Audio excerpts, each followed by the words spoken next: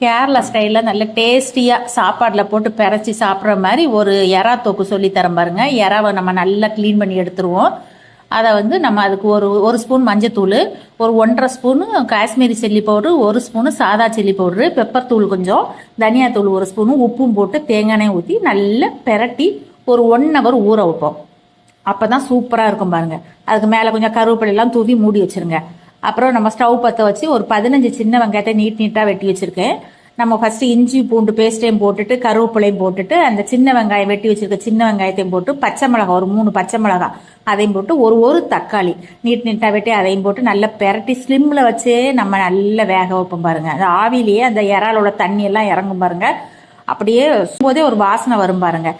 இது சாப்பாட்டோட இட்லி சப்பாத்தி எல்லாத்துக்குமே நல்லா இருக்கும். ரச சாத்துக்கும் சூப்பராக இருக்கும். நீங்களும் ட்ரை பண்ணுங்கள்.